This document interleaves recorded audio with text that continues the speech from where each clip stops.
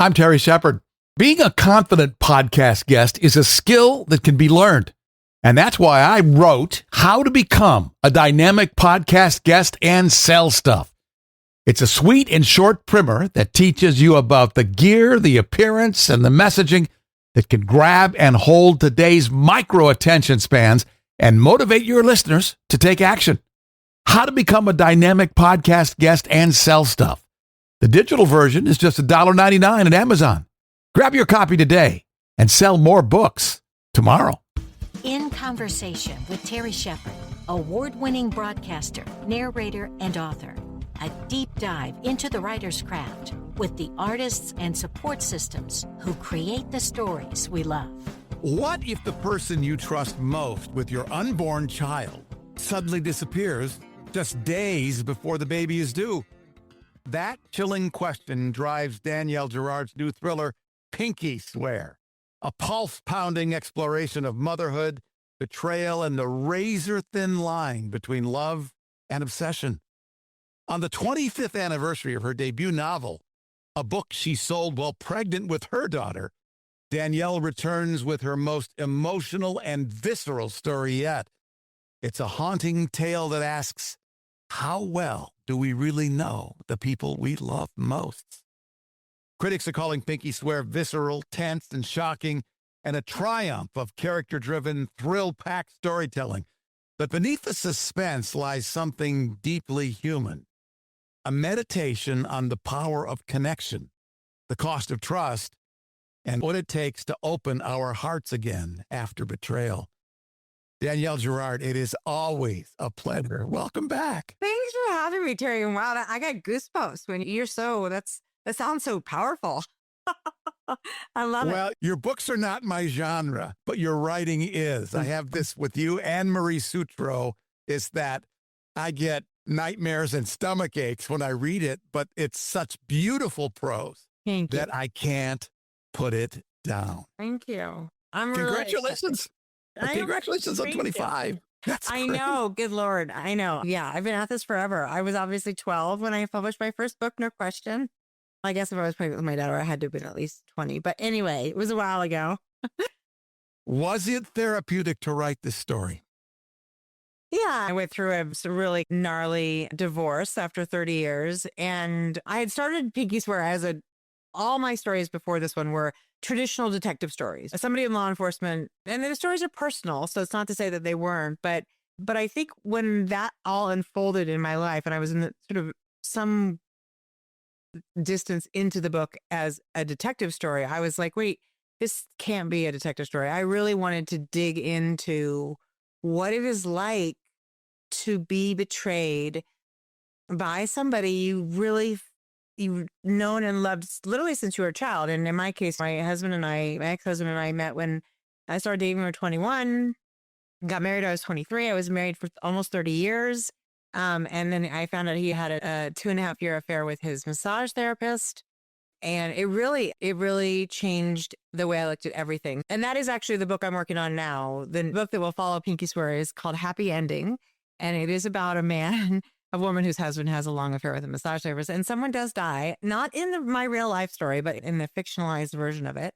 And I always say he was married to a thriller author for 30 years. If he didn't expect a book to come of it, then he wasn't thinking very clearly. It's like Anne Lamott said, if people didn't want to be in your books, they should have treated you better.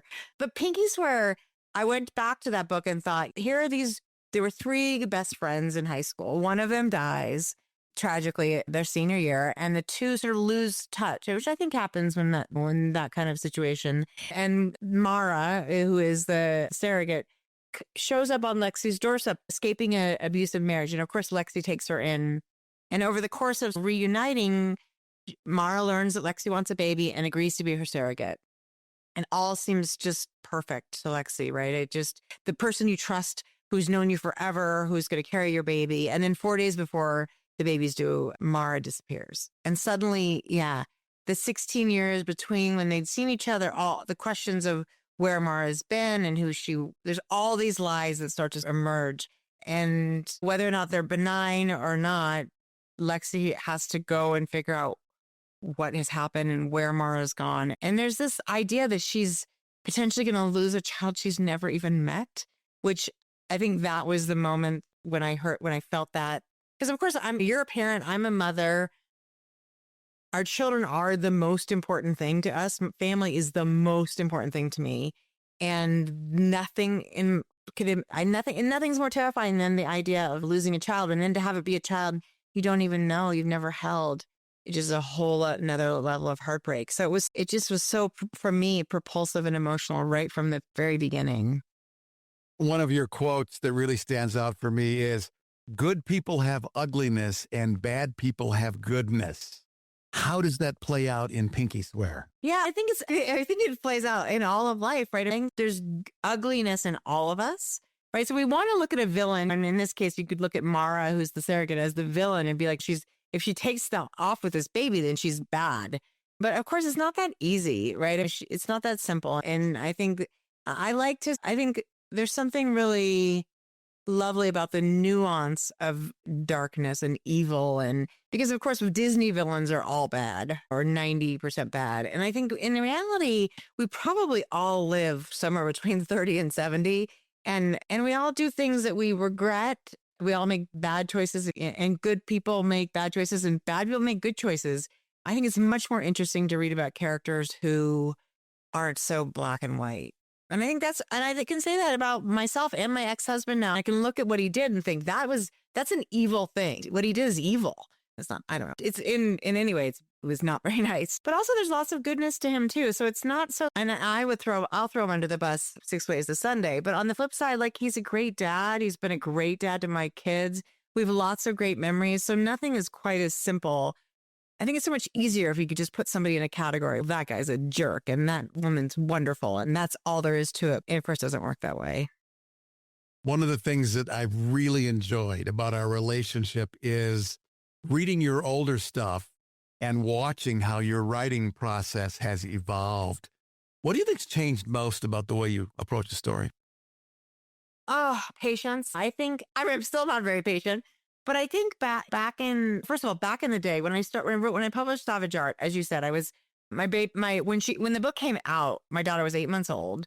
I was working full time in finance with a baby, and then the next subsequent books were similar. Still working full time in finance. My son was born. I don't even remember how I wrote those books, but wasn't able to do it with the sort of time and space that I think I can give a book now that I'm an empty nester, that I'm more mature, but also I think there's some life stuff you just didn't know. I was 29 years old when the first book came out. I look at that now and think, what the hell? I didn't know anything. I was just a child. And so I do think, though, that giving a book more time and understanding that it's not done until it's done. I think so. But I think all those things have coalesced to make the books, I hope, better. I feel like they're better. And sometimes I think, oh God, please don't even read my first books. But anyway. How does writing a standalone differ from writing a series? I always think of like a series is like if you go back and visit like friends you've known forever and you get to go and you know all the details about them. So you can jump into the middle of a conversation because you all know each other so well. And that's lovely. And so that makes the series super fun. It's a little bit hard to come up with another story with a set of characters where you feel like, oh, haven't we done these murders? Haven't we all witnessed enough murders and had personal growth from enough of these experiences? So that's the trick of it, the sort of Angela Lansbury situation where, everywhere you go, there's a dead body and people don't want to hang out with you anymore. And a standalone is an opportunity to start over. It's much harder. There's all that sort of, you got to till the soil and you got to figure out, plant the seeds and let them grow and give them light and give them space. And takes longer, but it feels also fresh in a different way. And I've really been so fortunate to get to do both. And I hope I'll be able to continue to do both because I think they're fun. Pinky Swear will not be part of a series. There's no follow-up to that, and nor will Happy Ending. Those are two books that I anticipate being standalones. And so and then after that, who knows? You are the mistress of suspense. That's how I describe you to friends when I introduce you as an author. How do you build such great stories? Oh, that's so nice, Terry. I feel like so much of this is instinct and rewriting. I think the first draft of anything is often really just crap. I used to sometimes describe it as vomiting on the page just to get it out. Although people point out there's nothing really from vomit that you'd like to keep. So that's not the best analogy probably, but it does feel like this just like just throwing it all out there and then being like, okay, what things I like to know everything up front. But then you realize the reader doesn't need to know all of this. It's much more interesting if the reader knows less. And also if the reader, because what's fun to play with the reader is our assumptions, right? You read a certain thing and the reader's making assumptions. That character's a man, that character's a woman, that character's a police officer. And if you then play with people's expectations, it's another way to build suspense. I don't know. Now it's crazy. I guess Pinky Swear is my 17th novel, published novel. There are some that are currently buried in the backyard. And I guess you just get a sense for it. And then obviously great beta readers and editorial help. But yeah, it's a little bit like, it's a little like fog driving the fog. Just get a sort of sense to where you're going to the next place and then the next place after that and the next place after that. I don't know. It's a terrible answer. I guess even all these books that it really turns out I have no idea. Some of them just come through us, not even from us. It sounds like that's sometimes your experience. Yeah, absolutely. It's definitely a muse. And the best thing is when you can get into that fugue state and all you do is your fingers just follow the orders of whoever's in the universe is whispering the words. You are also well known as a podcaster, one of my favorite interviewers. How has your experience with killer women influenced your writing?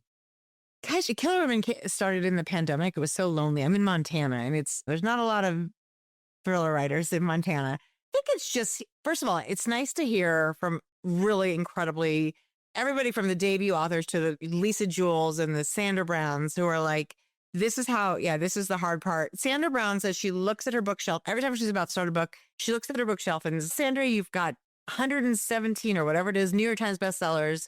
But you're done. You'll never do it again. That's it. It's over. And then she has to gear herself up to start the next book. And so I think there's that idea that it's the sort of universality of the unknowns about this business. And then it's fun to hear that some person is, oh, I do it this way. And you're like, I've never thought of doing it that way, but that could be useful. It feels like a little bit of a round table with here, try this, try this one, see if this one works for you. And also just community. It's like getting to know you. Just people that do this in your regular life. In my regular life, there aren't any authors. There's my girlfriends, my children, my partner. Nobody lives the world that I live. So having those opportunities to talk to people who know you're crazy is, I think, really helpful. I don't think you're crazy.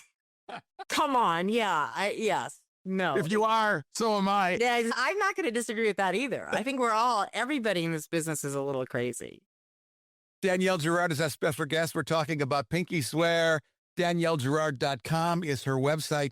This story alternates between emotional intensity and page-turning suspense. How do you balance those elements so effectively? I think it's interesting. I love a propulsive story. I think in my earlier books, which you can probably attest, is a lot more sort of forward motion of story, a lot more this happens and this happens. And I think that's super exciting. What I found is that you don't reach the depth without taking the breath. So there's moments, and I think my first drafts often are a little bit more speedy forward.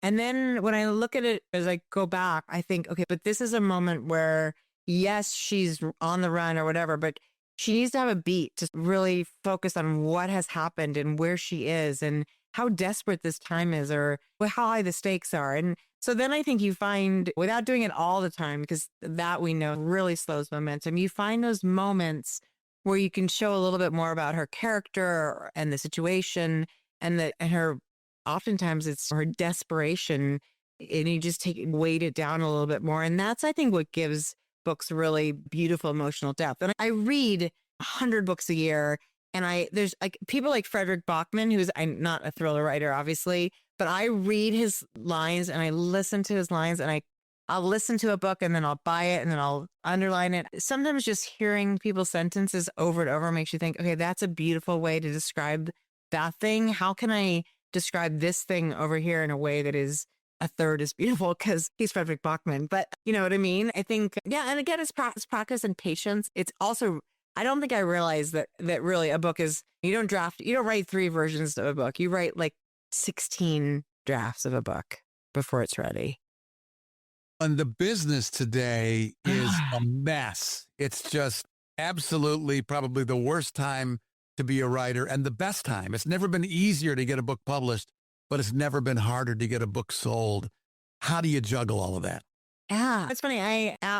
After I published 6 books with Thomas and Mercer, which is the imprint of Amazon, and they did not want another book from me at that time. That I had this idea in my pocket, and it was not a book for them. And I have a great relationship with my editor over there, Jessica Tribble. I love her, but this is not going to be an Thomas and Mercer book.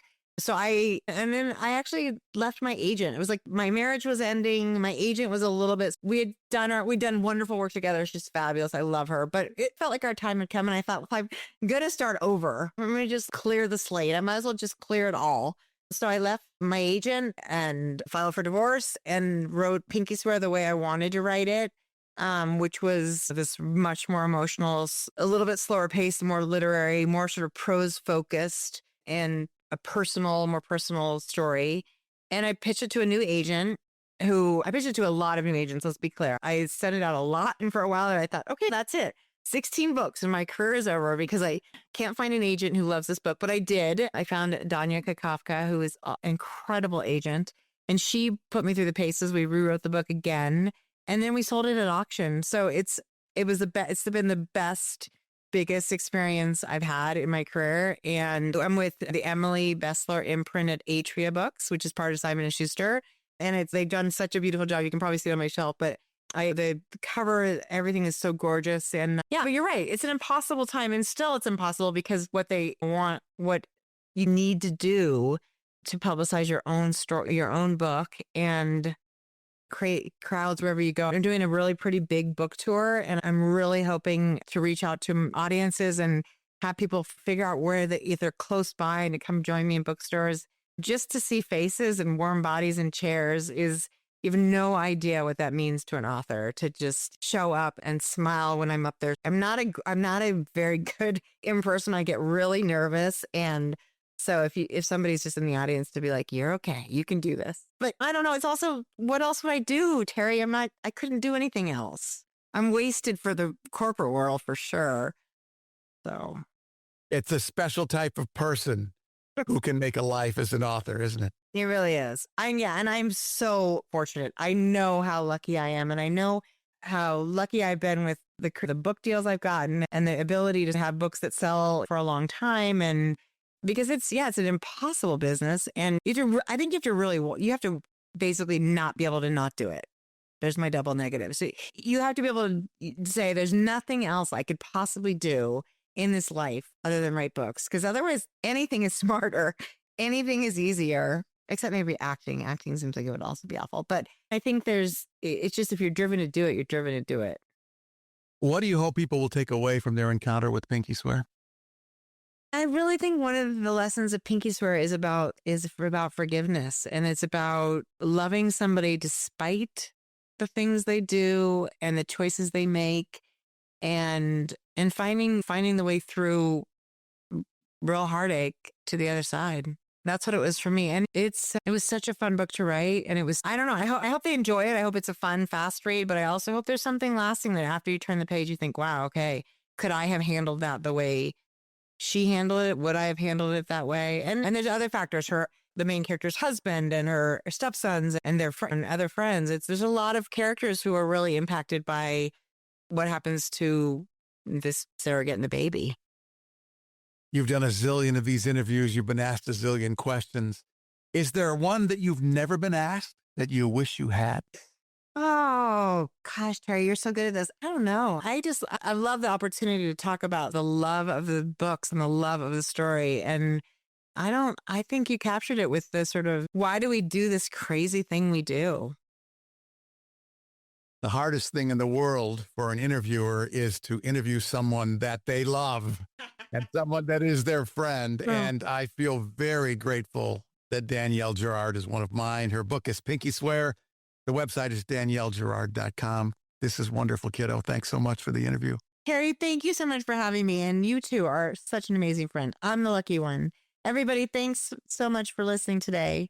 In Conversation with Terry Shepard is a copyrighted presentation. All rights reserved. I'm Lisa Davis. Join Terry Shepard next time in Conversation.